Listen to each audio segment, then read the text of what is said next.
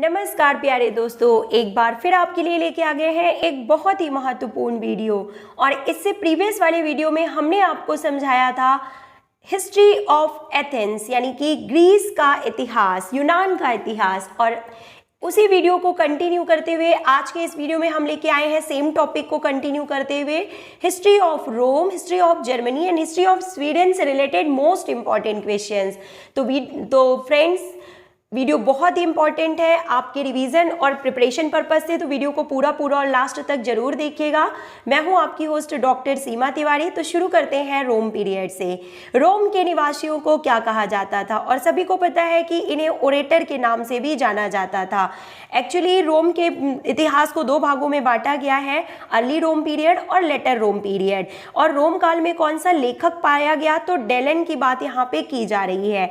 Next, रोम काल में 18 वर्ष के बाद के युवा को शारीरिक व मानसिक कौशल को तैयार किए जाने वाले स्थान को क्या कहा जाता था? और बात की जा रही है कैंपस मार्टियस की। बता दें आपको कि सैनिक प्रशिक्षण के लिए एक विशेष व्यायामशाला थी जिसे कैंपस मार्टियस के नाम से जाना जाता था। और एक्चुअली इसका नाम युद्ध के देवता मार्स के नाम पर रखा गया था।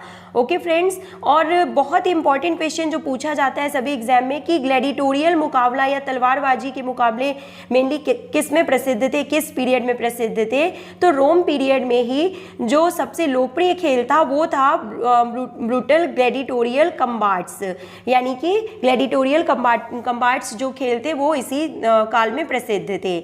नेक्स्ट हम बात करते हैं लेटर रोम पीरियड की, यानी कि उत्तरार्ध काल की। तो इस काल के व्यक्तियों को क्या कहा जाता था? यानी कि हेलेनिक पीपल के नाम से इस काल के लोगों को जाना जाता था। इस काल में हेलेंस खेल काफी प्रसिद्ध हुआ था एक्चुअली, जिससे वहां के नागरिक अपनी शारीरिक स्वस्थता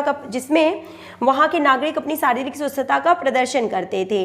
और जो गैलन का नाम हमने लिया था, जो कि आप पहले भी हमने एक क्वेश्चन में बता दिया है कि गैलन जो थे वो मेडिकल स्टूडेंट थे जिन्होंने एक्सरसाइज तथा डाइट के बारे में लोगों को बताया था। तो उनका संबंध भी जो है लेटर रोम पीरियड से ही है। ओके, और इस काल के लोगों को हेलेनिक पीपल इसलिए भी कहा जाता था क्योंकि यहाँ के लोग लड़कियों और औरतों की शिक्षा पर विशेष ध्यान देते थे और हेलेंस खेल यहाँ पे काफी प्रसिद्ध थे, इसलिए इस काल के व्यक्तियों को हेलेनिक पीपल के नाम से जाना जाता है। मोस्ट इंपॉर्टेंट क्वेश्चन की जो प्राइमरी लेवल के विद्यालय थे उनको स्कूल ऑफ लिटरेचर के नाम से, और सेकेंडरी लेवल के विद्यालय को स्कूल ऑफ ग्रामेटिक के नाम से जाना जाता था। ये क्वेश्चन भी एज इट इज एग्जाम में पूछ लिए जाते हैं, तो ये टर्म्स भी आप याद करते हुए चलिए। और जो तलवार युद्ध होता था वो कहाँ पे होता था? तो एम्फी थिएटर स्थान पे तलवार युद्ध आयोजित किया जाता था। और थर्मा ऑफ बाथ, यानी बात की जा रही है कोलेजियम की, कि कहाँ पाया जाता था, कहाँ पे प्रसिद्ध था? तो ये रोम में ही काफी प्रसिद्ध थे, आपको पता होना चाहिए। ओके फ्रेंड, कोलेजियम रोम के मध्य इटली में स्थापित था जिसे फ्लेवियन एम्पी थिएटर के नाम से भी जाना जाता था। ओके, एम्पी थिएटर के नाम से इसे जाना जाता था। नेक्स्ट देखिए, बात करते हैं हम जर्मनी के इतिहास की। और जर्मनी के इतिहास का नाम लेते ही सबसे पहला क्वेश्चन जो दिमाग में आता है, who is father of Germany gymnastic, यानी कि जर्मनी जिम्नास्टिक के पितामह के रूप में किसे जाना जाता है? एंड बात की जा रही है जॉन क्रिस्टोफर फ्रेडरिक गट्समट्स की। जी हाँ दोस्तों, गट्समट्स को जर्मन जिम्नास्टिक के पितामह के रूप में जाना जाता है।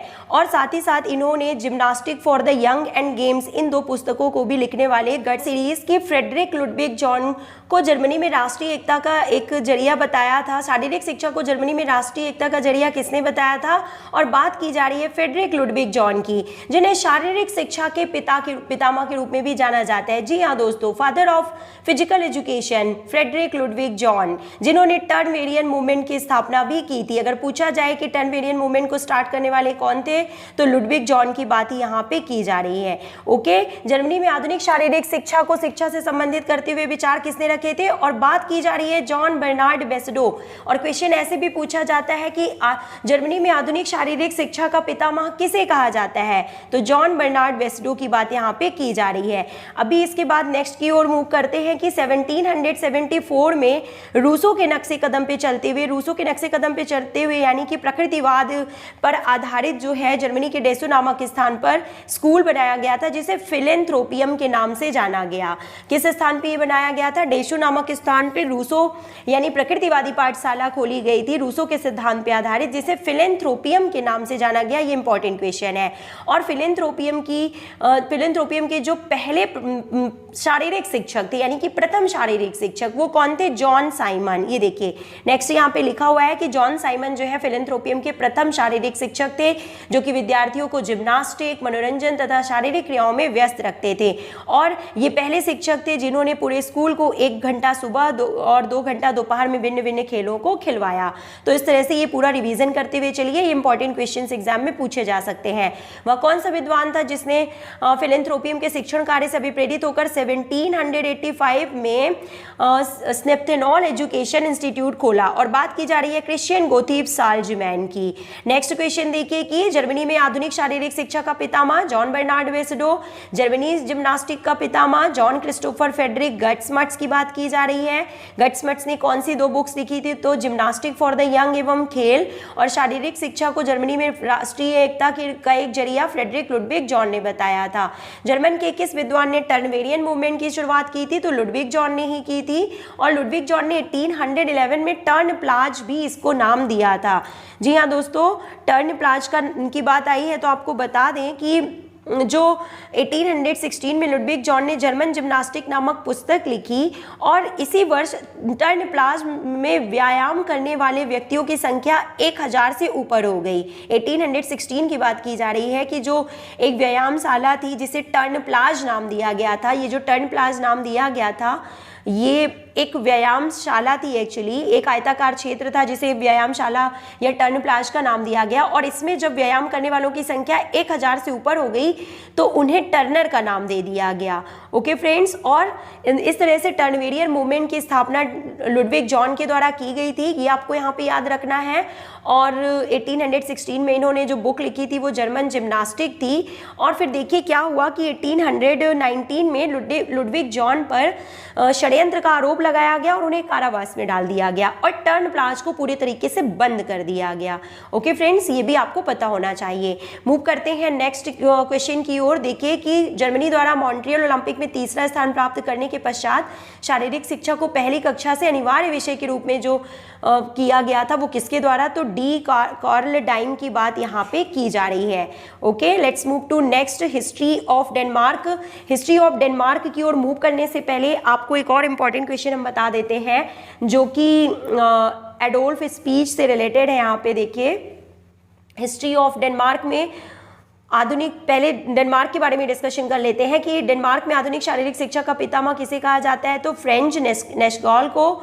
और गट्समट्स के जो अनुयायी थे उन्हें, वो कौन थे? फ्रेंच नेस्गाल की बात ही यहाँ पे की जा रही है। और इम्पॉर्टेंट क्वेश्चन जो बनता है कि डेनिश जिम्नास्टिक कहाँ प्रचलित हुआ? तो वो डेनमार्क में ही प्रचलित था। ओके फ्रेंड्स, अब नेक्स्ट जो है वो स्वीडन का इतिहास है।